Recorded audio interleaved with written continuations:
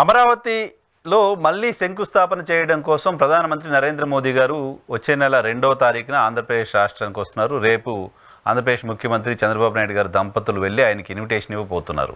So ప్రధాని రాకని ఎలా చూస్తారు? అమరావతి పనులు ఇకపైన వేగవంతంగా నడిచి రాజధాని నిర్మాణం పూర్తి అవుతుందనే ఆశ, ఆలోచన ఏమైనా ఉందా? నాకు మీరు నేను నేను యంగేజ్ లో ఉన్నప్పుడు 20 years బ్యాక్ అనుకుంటా ఒక సినిమా చూసాను. అది ఇప్పటికీ నాకు బాగా గుర్తు. యమలీల. యమలీలలో యమలీలలో తన్నికల్ల భరణి కవిత చెప్తాడు ఒకటి. నా చెల్లికి పెళ్లి గల్లీలో మళ్ళీ మళ్ళీ జరగాలి జరగాలి మళ్ళీ మళ్ళీ అనే ఒక కవిత చెప్తాడు. చాలా ఫేమస్ అయింది ఆ డైలాగ్. అవును అవును, ఇప్పటికి బాగా తిరుగుతుంటది ఇప్పటికి. అంటే చెల్లికి పెళ్లి మళ్ళీ మళ్ళీ జరగాలి మళ్ళీ మళ్ళీ అని ఆ కవిత ఒకటి. మా అమరావతికి కూడా మళ్ళీ మళ్ళీ మళ్ళీ మళ్ళీ శంకుస్థాపన జరగాలనే కవిత గుర్తొచ్చింది నాకు. Okay okay. ఎందుకు అంటే 2014లో కరెక్ట్ గా ఒక 10 సంవత్సరాల క్రితమే అనుకుంటాను, మీకు ఐడియా ఉండే ఉంటుంది. మోడీ గారు వచ్చి మట్టి అను గంగాజలం అను ఇంకోటి ఏదో ఇచ్చారు, ఐడియా ఉందా? అవును అవును అవును సార్, గంగాజలం మట్టి.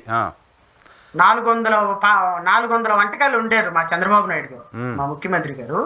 400 వంటకాలు ఉండి అమరావతిని చాలా గ్రాండ్ గా స్టార్ట్ చేసి అమరావతి మొత్తాన్ని మరో సింగపూర్ చేస్తానని చెప్పేసి అమరావతిలో 400 వంటకాలతోటి కొన్ని వేల మందిని పిలిచి పెద్ద హడావుడి చేసి కొన్ని 100 కోట్ల రూపాయలు ఖర్చు పెట్టారు. సో నేను టెక్నికల్ గా మాట్లాడాలి అంటే నరసింహరావు, అమరావతి నిర్మాణం అనేది కంప్లీట్ గా కేంద్ర ప్రభుత్వ అనుసరణలో జరగాల్సినటువంటి ప్రక్రియ. ఓకే. 2014 బైఫర్కేషన్ యాక్ట్ ద్వారా.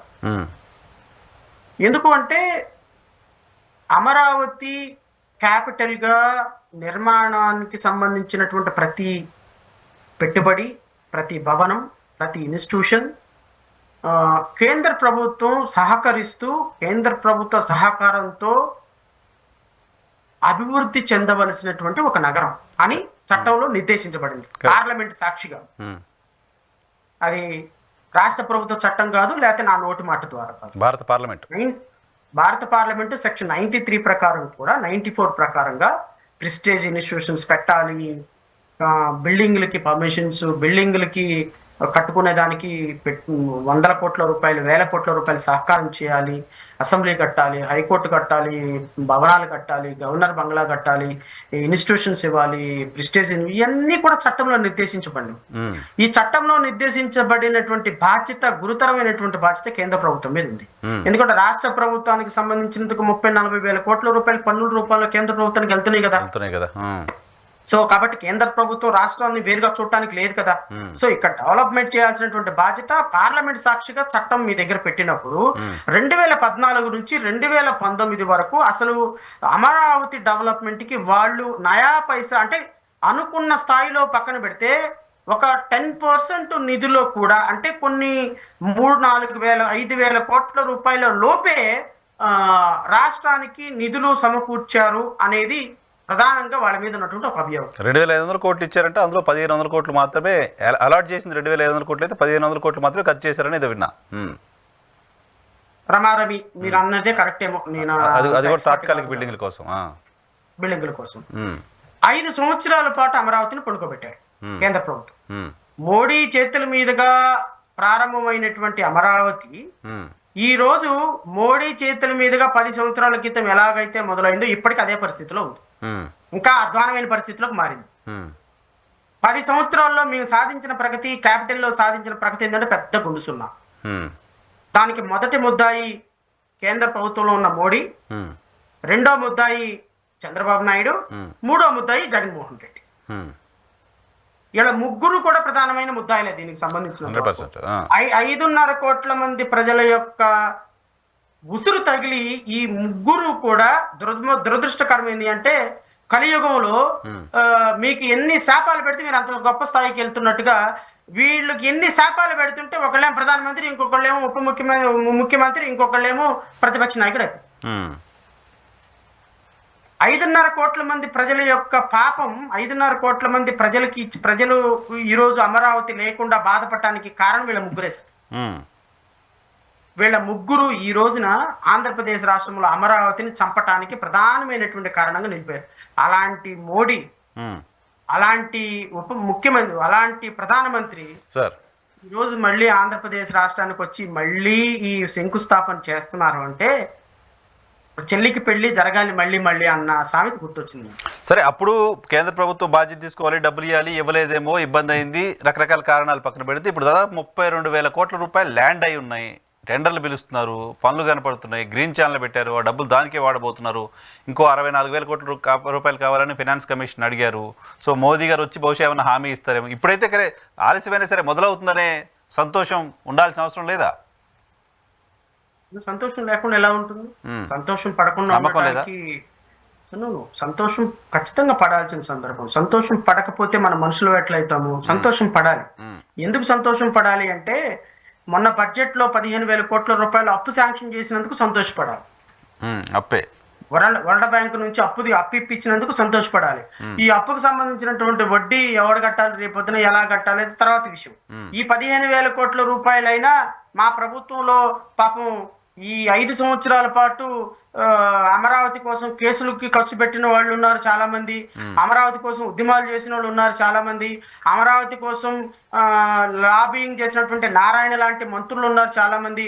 పాపం వీళ్ళందరికీ రేపొద్దున దేంట్లో నుంచి దోషిపెట్టాలి, దేంట్లో నుంచి డబ్బులు ఇవ్వాలి? 15,000 కోట్ల నుంచే కదా.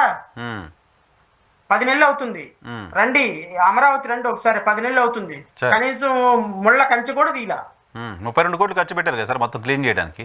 సరే జరుగుతుంది, ఆ ప్రాసెస్ జరుగుతుంది. నేనేమి దాన్నేమి ఫైన్ ఫాల్ట్ చేయదలుచుకోవాలా, ఎందుకంటే కళ్ళతోటి చూసిన తర్వాత దాన్ని తప్పు పట్టకూడదు. నేను అనేది సంవత్సర కాలంగా అమరావతి నాశనం అయిపోయిన అమరావతి, 5 సంవత్సరాలు అటకెక్కిన అమరావతి, సంవత్సరం కాలంగా ఆ విధంగా మళ్ళీ అలాగే పడిపోయి ఉంది అంటే ఇంకా ఈ కూటమి ప్రభుత్వం, అసలు కేంద్ర ప్రభుత్వం కూడా రాష్ట్రంలో అధికారంలో ఉంది. అవును, ఎన్డీఏ కదా అక్కడెక్కడ. ఎన్డీఏ ప్రభుత్వం అధికారంలో ఉండి కూడా 11 నెలల పాటు, సంవత్సరం పాటు అమరావతి ఆ విధంగా పడిపోయి ఉన్నది అంటే ఇంకా మీ చేతిలో 4 సంవత్సరాలు ఉంటాయి. 4 సంవత్సరాల్లో పుస్తకమైన జమిలి వచ్చిందంటే 1 సంవత్సరం ఎగిరిపోద్ది.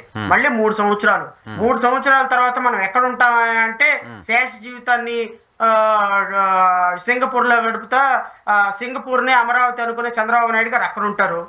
పాపం మరి పవన్ కళ్యాణ్ గారు మరి స్విట్జర్లాండ్ వెళ్తారో మరి ఇటలీ వెళ్తారో నాకైతే తెలియదు. ఆ 2 కంట్రీస్ లో ఏం ఎత్తుకుంటారో నాకైతే తెలియదు. మరి ఈయన మాత్రం లాస్ ఏంజల్స్ ఎక్కడో ఎత్తుకున్నట్టు నాకున్నటువంటి సమాచారం. సో ఇలా ముగ్గురు ఖచ్చితంగా ఈ కంట్రీ దాటి పారిపోవటం 2028 తర్వాత ఏ క్షణమైనా జరిగే తీరుతుంది, అందులో డౌటే లేదు. ఎందుకు వీళ్ళు ఈ 3 సంవత్సరాల్లో అమరావతిని డెవలప్ చేయరు, 3 సంవత్సరాల్లో సంక్షేమ పథకాలు ఎవరు, 3 సంవత్సరాల్లో సూపర్ 6 అమలు పరచరు, 3 సంవత్సరాల్లో వీలైనంత వరకు అరెస్టులు చేసుకుంటా, సర్వనాశనం చేసుకుంటా, సమాజాన్ని సర్వనాశనం చేసుకుంటూ వెళ్ళిపోతారు. అలాగ 3 సంవత్సరాల తర్వాత 2.0 వస్తుంది. 2.0 వచ్చిన తర్వాత పరిపాలన ఎలా ఉంటుంది, ఏ విధంగా కార్యక్రమాలు ఉంటాయి అనేది ప్రజలందరూ మళ్ళీ చూస్తారు. సో ఇవన్నీ కూడా రాష్ట్రం యొక్క ప్రజల యొక్క భవిష్యత్తు మీద, రాష్ట్ర ప్రజల యొక్క భవితవ్యం మీద ఒక మాయని మచ్చగా మిగిలిపోయే పరిస్థితి ఏర్పడుతుంది. కరెక్ట్ కాదు సార్. ఇప్పుడు గతంలో అంటే సరే కేంద్రం సపోర్ట్ చేయలేదు, డబ్బులు లేవు, షార్ట్ టర్మ్ అయింది, డెవలప్ చేయలేకపోయారు. ఇప్పుడు డబ్బులు ఉన్నాయి, టైం ఉంది. సరే కనీసం 3 సంవత్సరాలైనా టైమే కదా, వాల్యుబుల్ క్వాలిటీ టైమే కదా. ఎక్కడ ఉన్నాయి సార్ డబ్బులు? అప్పులు వచ్చాయి కదా, హడ్కో నుంచి వచ్చాయి, వరల్డ్ బ్యాంక్ నుంచి వచ్చాయి. అవును సార్, అప్పులు వచ్చి వరల్డ్ బ్యాంక్ నుంచి వచ్చాయి. ఏం చేస్తారంటున్నా నేను వాటితో? బిల్డింగ్స్ అంత టెండర్లు కూడా పిలిచారు 32,000 కోట్లకి. కేంద్రం 32,000 కోట్లకి టెండర్లు కూడా పిలిచారు, ఫైనల్ చేశారు. రింగ్ రోడ్ అయిపోతున్నారు, అమరావతికి బుల్లెట్ ట్రైన్ రాబోతుంది, ఏఐ సిటీగా మారబోతోంది. మరి 2014 నుంచి కూడా ఈ అంశాలు విన్నాం సార్. 2014 నుంచి విన్నాం సార్. 2014 నుంచి 2018 వరకు కేంద్ర ప్రభుత్వంలో ఇదే బీజేపీ అధికారంలో ఉంది సార్. 2014 నుంచి 2018 వరకు ఇదే మోడీ ప్రధానమంత్రిగా ఉన్నారు సార్. 2014 నుంచి 2018 వరకు ఇదే ముఖ్యమంత్రిగా ఉన్నారు సార్. 2014 నుంచి 2018 వరకు ఇదే ముఖ్యమంత్రి గారికి ఇప్పుడున్నటువంటి ఉప ముఖ్యమంత్రి గారు దత్తపుత్రులుగా ఉండి వారికి సపోర్ట్ ఇచ్చి ఆ పార్టీని నడిపించింది ఇదే ఉప ముఖ్యమంత్రి గారు సార్. ఈ 4 సంవత్సరాల్లో ఏం బుల్లెట్ ట్రైన్లు వచ్చినాయి సార్?